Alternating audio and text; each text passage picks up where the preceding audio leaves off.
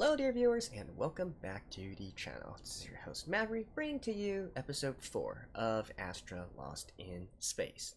So last episode we finally got a little bit more about the main story, right? We do know now that there is this sort of conspiracy behind all of this. It's not by coincidence or by accident that they were thrown out into space and they're now stranded thousands of light years away from home, right?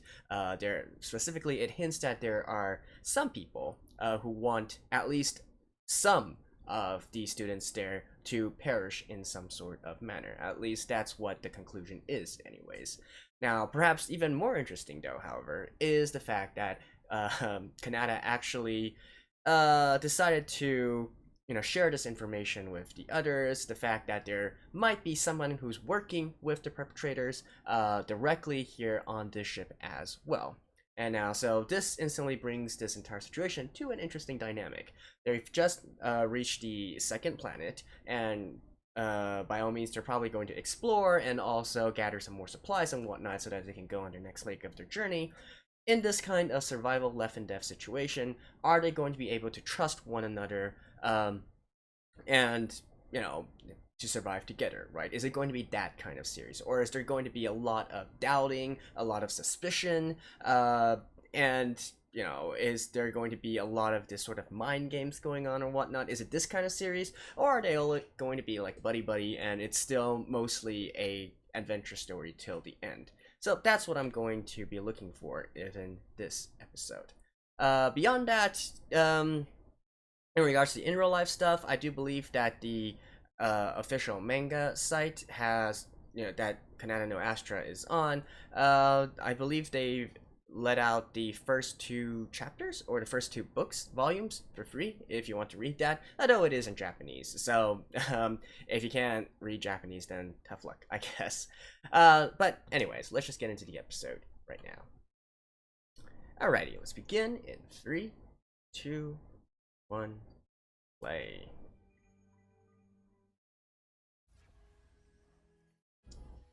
Animation.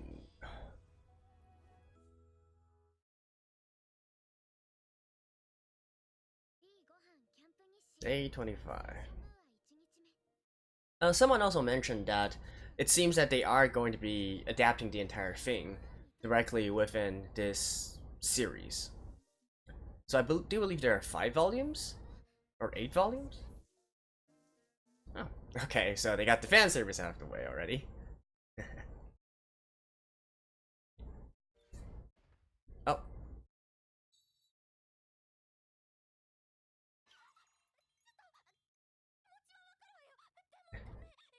That's an interesting reaction.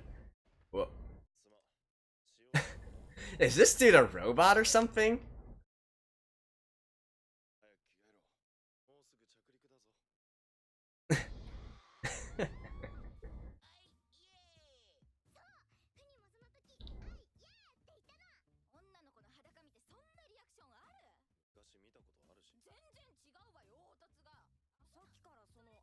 Oh.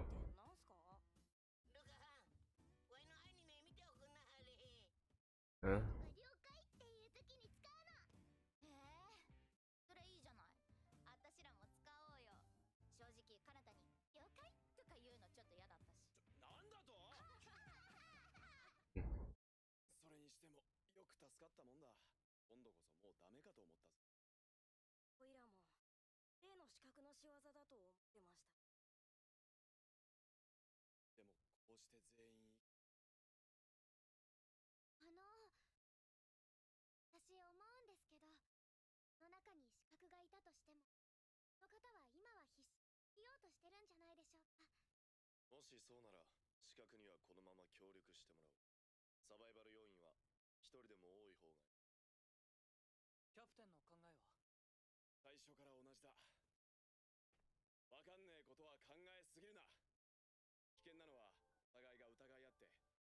Yeah, but you made the decision to mention it,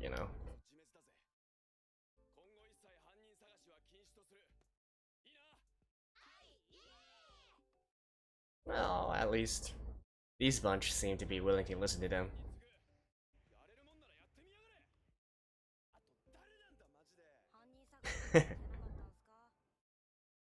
Alright, so what's this planet gonna be like? Okay, 85% gravity. They can jump higher?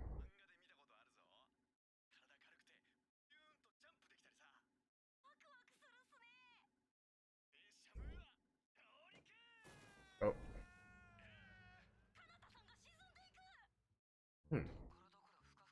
That's an interesting property. Okay, so they are actually going to be in a life or death situation here.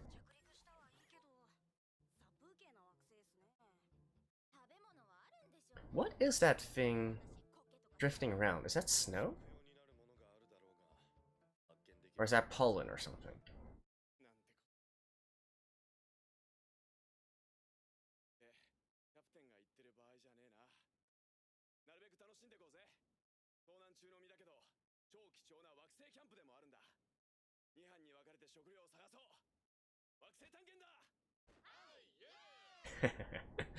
Okay. A cactus? Really?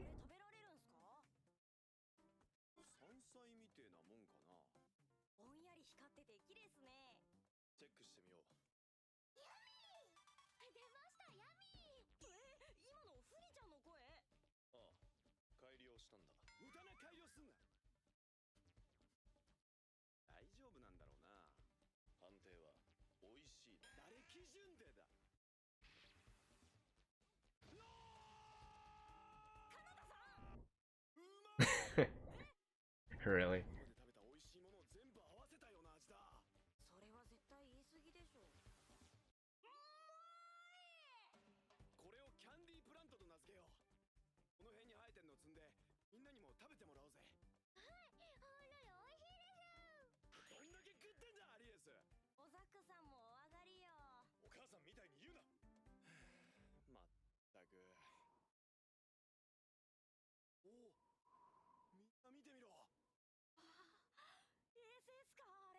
A moon?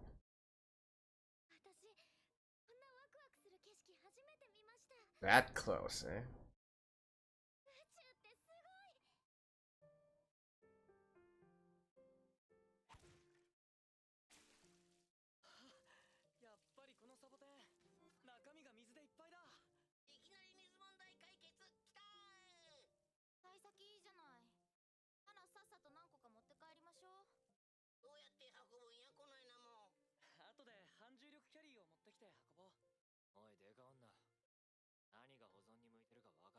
Big girl.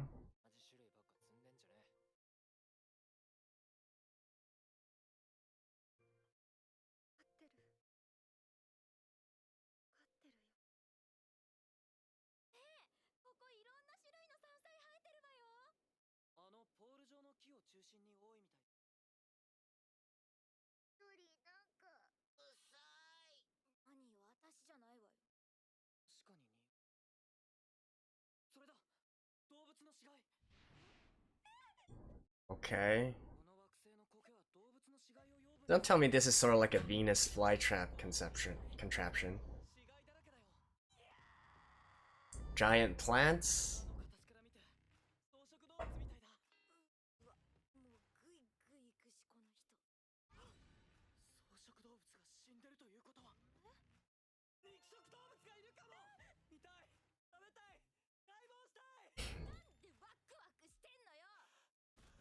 Oh.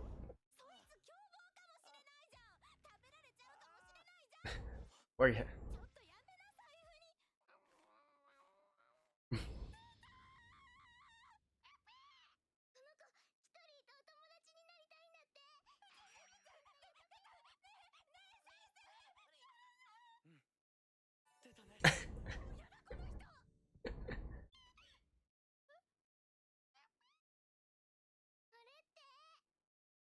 Really?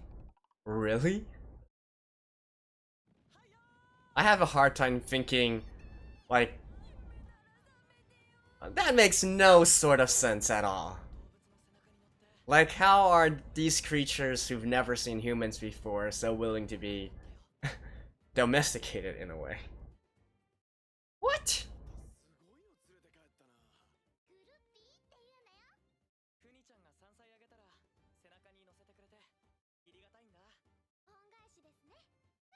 Alright.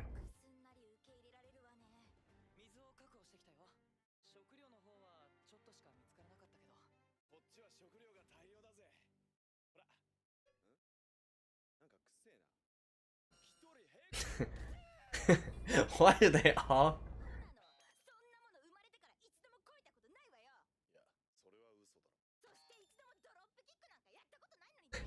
Good job.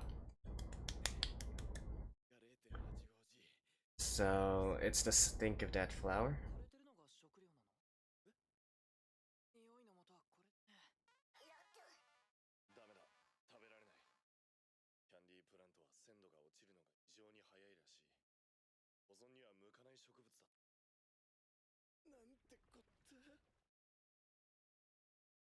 Okay. I still think this planet seems very fishy.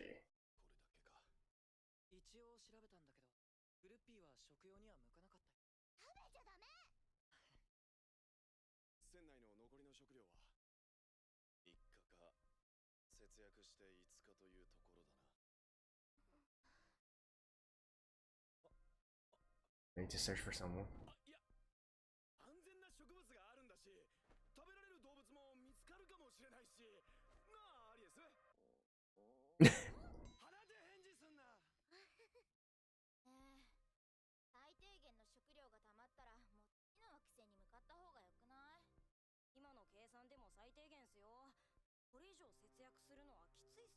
How long till the next one?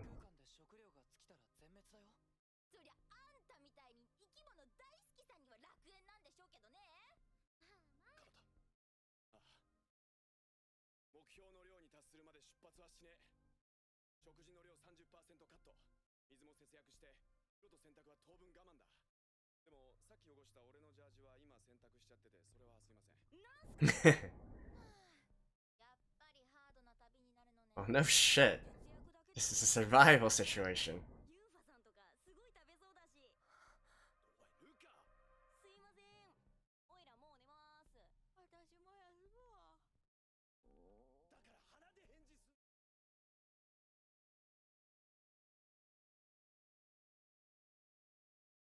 Okay, so one night. And how come people sometimes sink, but the ship doesn't sink?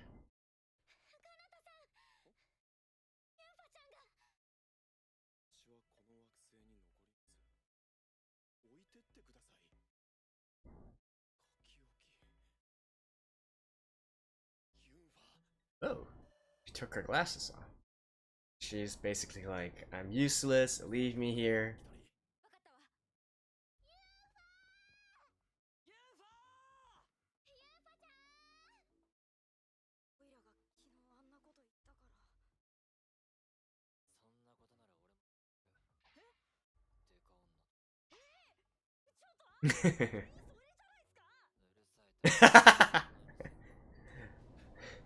That's kind of funny, actually.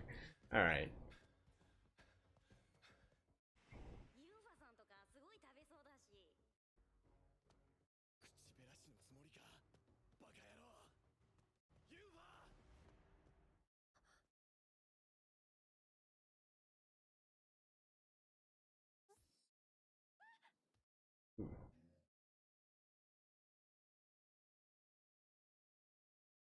Can she actually see without her glasses?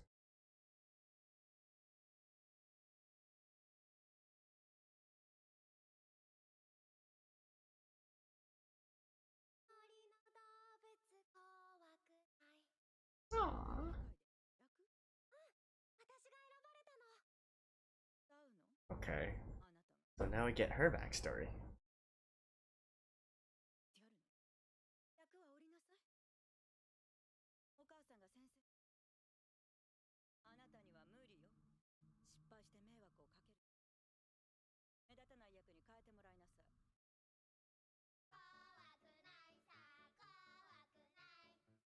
So she became the tree? Oh, the light.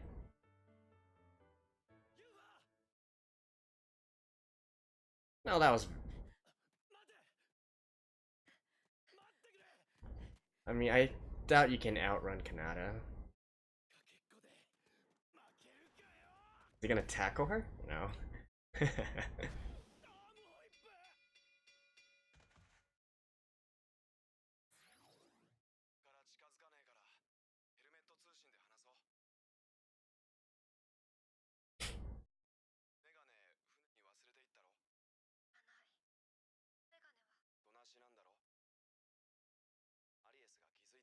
Okay.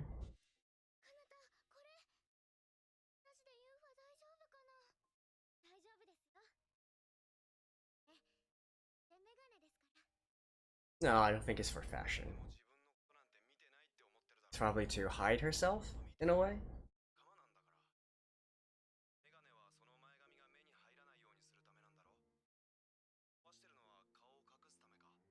Well, I guess indirectly hide herself.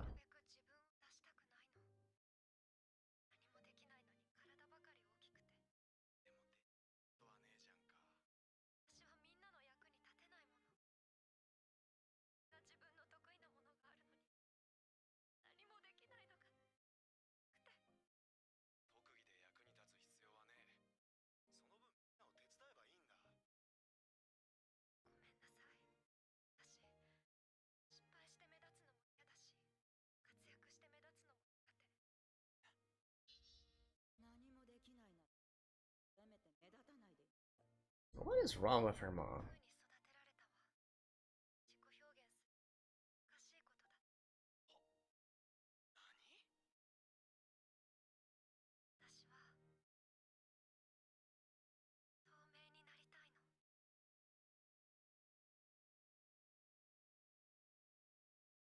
Okay.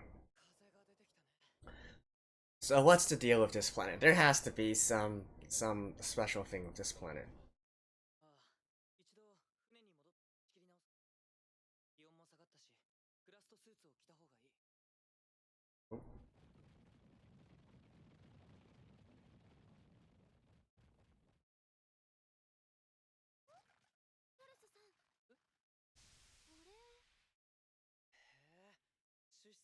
Okay.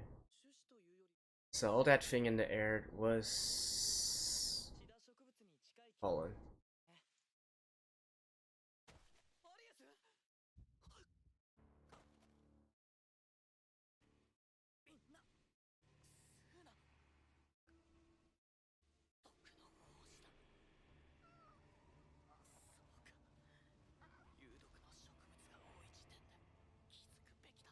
Yeah,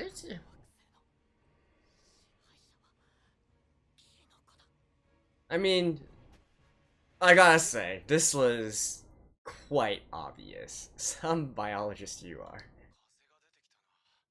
Okay, and since these two are wearing the helmets,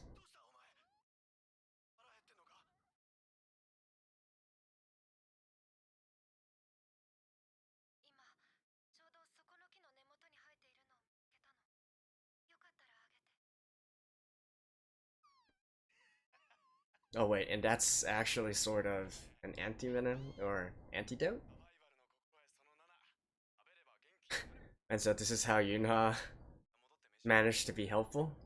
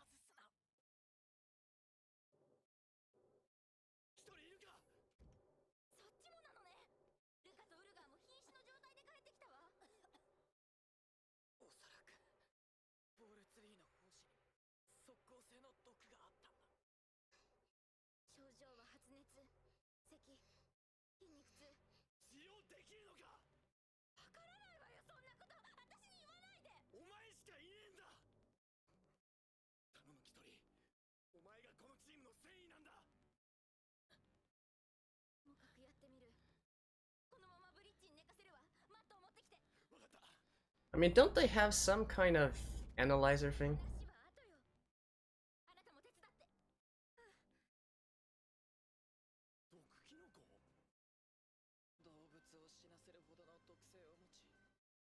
子で増えるところが似ている。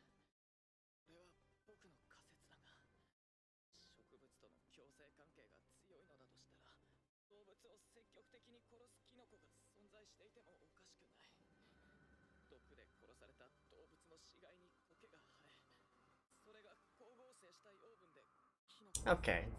A symbiotic relationship. こそがこの惑星の支配者なんだ。症が回復しない。船にあるものだけじゃ打つ手がないわ。教えてくれシャルス。生態系のバランスがあるはずだ。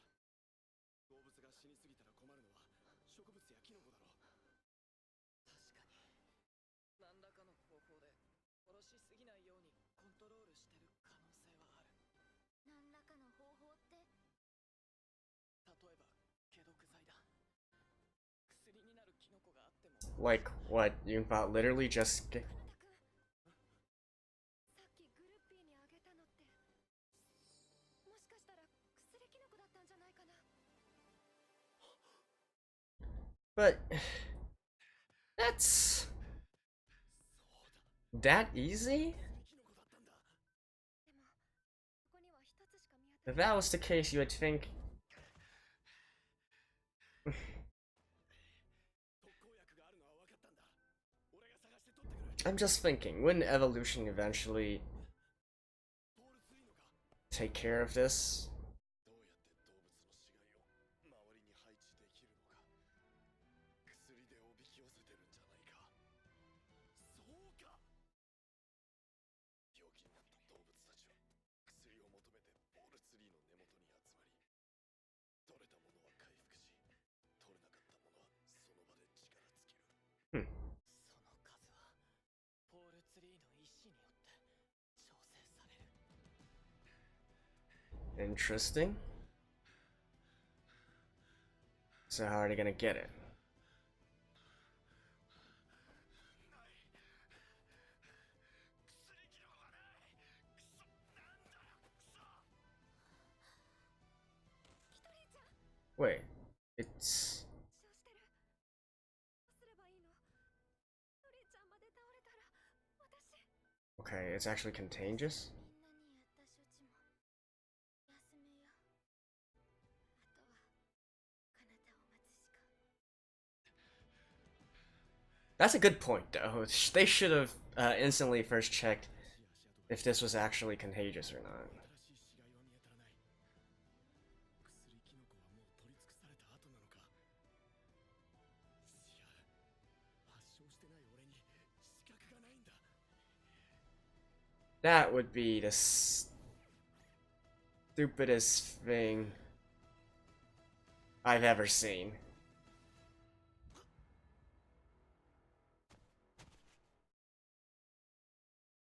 That is literally the stupidest thing I have ever seen.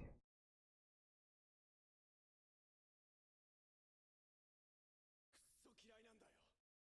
絶望とかいう言葉。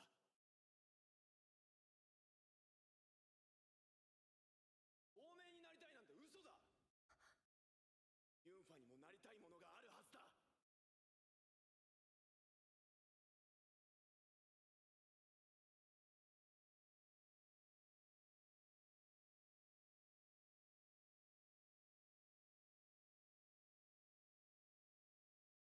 Singing? 誰か Okay. 歌ってる。歌手？ユンファ歌手になりたいの？大声で言わないで。お母さんには人に言うなって言われてるの。人前で歌うなとも。でも私は歌ってるお母さんは好き。 Okay. 私は歌が好き。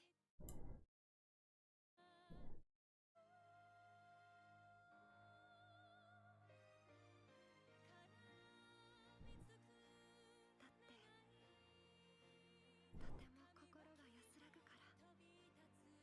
We might have to mute this part.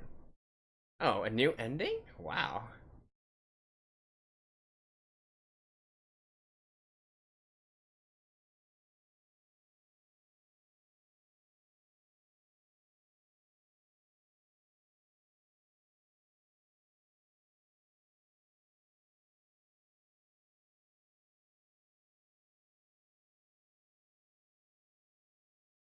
Oh, she's got a great voice.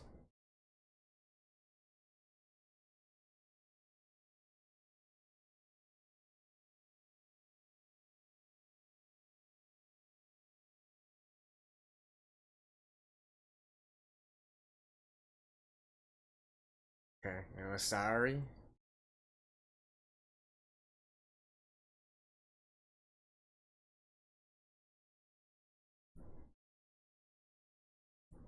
Okay, and actually know the composer as well. It's quite a famous one. いいご飯キャンプ日誌。なんだかんだあって、かなたさんの取ってきた薬キノコのおかげで、みんな無事助かりました。お疲れ様、かなたさん。And there we go. So, Hayamin, definitely, she is a singer. She does have a career as a singer, and it definitely shows here. That was quite a nice voice with a quite nice song, right? And we got some character development for Yunfa as well. Although personally, I guess I'm a little bit disappointed that it's actually not the voice actor for Kitori who's singing this. The voice actor is Tomoyo, and she actually has a background in drama and theater. So, but it is what it is. Sari San herself is also a very adept singer, as was showcased here. So, but we'll talk about that more in a second. Let's talk about the actual episode first, because to be honest, I didn't like this episode that much, and so I will be honest in these kinds of discussion and review sections, right? So the main point is, well, okay, there's lots of points, but first of all, I want to touch on the actual, the situation for this episode, and that is the existence of these sort of plants, which, whilst poisoning animals at the same time, also providing the antidote to them in some sort of weird way of self-balance. Like, I don't know, that just doesn't really make much sense to me. Like, I can completely buy the fact that maybe there are poisonous plants that try to poison some animals that goes near them, and then the fungus that are there that breaks down these animals and then breaks them down into nutrients that gets into the soil, and so the soil there will be very fertile and rich, and so that these plants can grow bigger and bigger, right? Like, if it was something like that, I could get that kind of relationship and that kind of ecosystem. But actually also providing the antidote as well as a way of luring them in, I don't know, that just seems so, I don't know, that's really unrealistic, if you will, at least to me anyways. Now again, you might say, Maverick, stop being so nitpicky about this kind of stuff. This is a space adventure, right? They're supposed to get into these unknown and crazy and wacky situations and whatnot. And if that's the case, okay, fine. I'll be willing to suspend my disbelief for a second and say, okay, so that's just how this planet operates. I'm not going to think too much about it. That's how it works. But even then, there are a few things within this episode that I don't quite like them doing. The first one would be their carelessness, if you will. So again, I get that they're just students, and to them maybe this is still some sort of field trip or school trip of some sorts. But then again, they are in a life or death survival situation, right? They're literally on the last of their supplies, and they're adventuring in this great unknown within these planets that nobody has any idea what is going on about. It would pay them to be a little bit more careful about the entire situation, right? Especially the part where they actually discovered an animal carcass. So I would say that Kitori, for this episode, her reaction was entirely right, and indeed it should be human nature, right, for people to react that way as well. Like, say for instance, if you or me were out in the wilds, and then say that it's a barren landscape, and then suddenly you come across a group of shrub or trees or whatnot, but there's lots of dead animals lying there. Well, normal people would probably think that there is something wrong with that area, and at least proceed with caution, right? Proceed with the utmost caution. It might be carnivores. It might be something to do with like the food or water, like the plants. It might be poison or something or whatnot. But at the very least, you would want to approach that area cautiously and try to figure out, and like, if you must approach that area. If you don't need to approach that area, you should best be on your way, right? But if you must approach that area, then something of the utmost urgence would be to determine why that animal died there. And especially considering the fact that they also had a biologist, or wannabe biologist, if you will, with them, and also some people more adept at science as well. That's something that should be done immediately, right? Now, to their credit, they did sort of explore the idea of there being carnivores here, right? So, but even then, it seemed that they took the situation entirely too lightly. So, I don't know. Maybe I'm being a little bit too hard on them, but I just feel like this is one of those instances of, people acting dumb for the purpose of creating a situation, right? It just feels to me that once you see that carcass, all sorts of alarm bells should be going off in your head, right? Like, I'm sitting here watching this anime, and once I saw that scene, I was like, okay, there's something fishy going on. You guys better keep a watch out, right? So, man, I don't know. That one was a little bit irritating to me to see them acting in that kind of way, and then eventually getting into this kind of situation. The second thing that I don't quite like is actually Kanata's actions at the very end. So, in the past, I did discuss before that I feel like bravery and recklessness are only separated by a hair's width, right? And for Kanata's actions in this episode, I would definitely firmly place into the reckless category. What he did there was basically not only endangering his own life, but endangering all the lives of his crew as well, of all his classmates. Now you might say, maybe his crewmates were literally dying, and then he needed to quickly resetify this.